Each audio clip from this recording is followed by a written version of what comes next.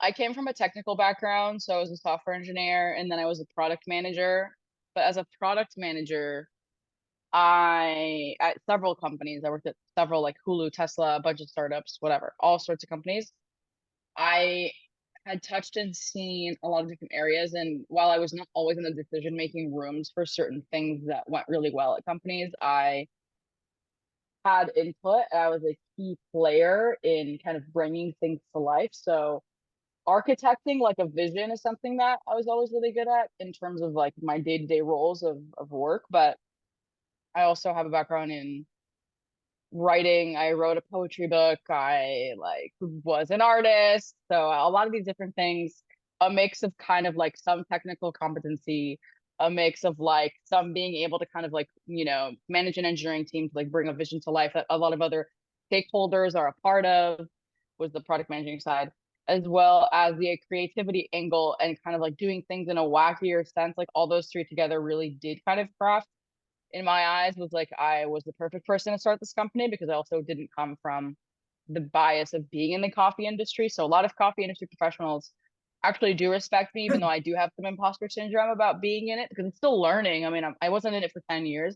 I've been in it Right. for two, right? Yep. So that's, I think, the biggest strength. I'm always really bullish on people who have had to kind of make do with very little. And I was a community college student before I was, at UCLA. So everything has been like scrapping and scrapping and trying to open doors.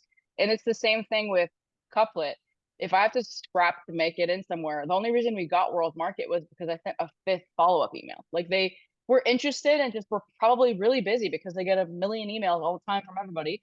And I just didn't care to send a fifth follow-up email. Like I know a lot of people who would probably shy away from that. You know what I mean? And I would really encourage anybody to just you just got to keep pushing. And rejection, like that is nothing. I mean, when I was raising this round and I was raising like the pre everything round as a just graduated computer science student starting a coffee brand, that I got a lot of rejection and a lot of like, okay, maybe you shouldn't do this. Maybe just like do it on the side for fun and go to Tesla and stuff like that. And I just didn't care. So that's like a core strength is that I would want to have a vision, I'm going to execute on it, and nothing can stop me. In terms of Couplet's core strength in the market, it's like that packaging is now differentiable. Like we have a lot of brand awareness now.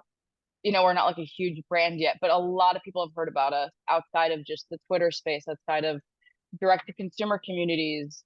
We've permeated a bunch of different communities thus far, and I think a lot of people have seen us at least once. My goal is now for them to see it for a fifth time so that they're like, okay, yeah, fine, I'll get it. You know what I mean? So like that's kind of where we're at now. But core competency, like people know when we put out something, it's really quality. So when we put out a hat or when we put out a t-shirt, it's might seem simple, but everybody knows we're gonna put out a piece that is streetwear that you would wear regardless of if you like the brand or not. It looks kind of like fashion and it also feels like fashion. So I will pay the premium, even though we're always tight on cash as a pre-seed startup. Like I will pay the premium to make sure that that garment, that merch item, that glass is really well designed and also really high quality at all costs. So people, that reputation really holds. And I think that holds for like anybody's startup, honestly. It's like if you're going to release a feature, it's going to be great. And you did QA and like, you solved an actual problem. And like people are going to start respecting you for that. You know what I mean?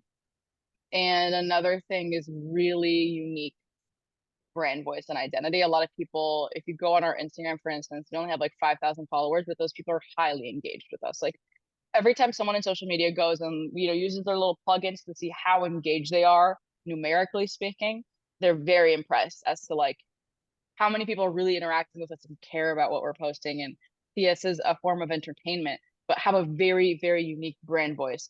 It's very hard to do and it did not immediately happen. It took us a very long time to finally have and create our voice.